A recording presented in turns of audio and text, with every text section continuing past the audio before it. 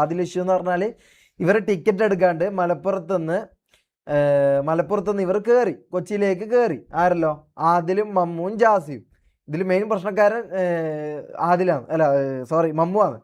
അപ്പം ഇവർ കയറി. അപ്പം കയറി എന്ന് വെച്ചാൽ സാധാരണ നമ്മൾ പെട്ടെന്നായിരിക്കും ഇതാക്കല്, അതായത് പെട്ടെന്നായിരിക്കും നമ്മൾ ടിക്കറ്റ് എടുത്ത് കയറുന്നത്. അത് നമ്മൾ അധികം പ്ലാൻ ചെയ്ത് 2 ദിവസം ഇതൊന്നും ഉണ്ടാവില്ല. പെട്ടെന്ന് ചിലപ്പോൾ ഇപ്പം ചിലപ്പോൾ പോകും, ചിലപ്പോൾ നാളെ വരും. അങ്ങനെ നമ്മൾ ടിക്കറ്റ് ബുക്ക് ചെയ്യലൊന്നുമില്ല. അപ്പോൾ ടിക്കറ്റ് എടുത്ത് കയറിയിട്ട് TTRന് പൈസ കൊടുത്ത് കൺവേർട്ട് ചെയ്യല. ഇങ്ങനെ കുറേ ആൾ ചെയ്യുന്നുണ്ടാവും.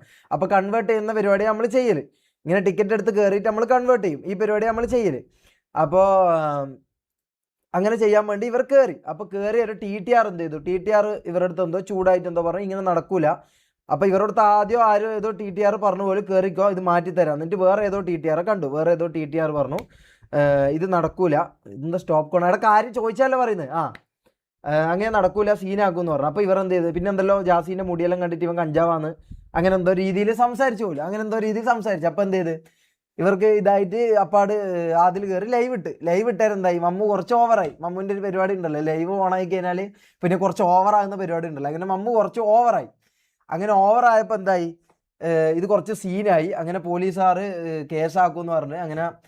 അപ്പം നമ്മൾ എന്ത് ചെയ്ത്? ലാസ്റ്റ് ഞാനും തൊപ്പിയും എൻ്റെ ഹോസ്റ്റലും കൂടി ഒരാളെ അങ്ങോട്ടേക്ക് അയച്ചു. ഒരു മിലിറ്ററിയിലുള്ളയോ ഒരാളെ അങ്ങോട്ടേക്ക് അയച്ചു.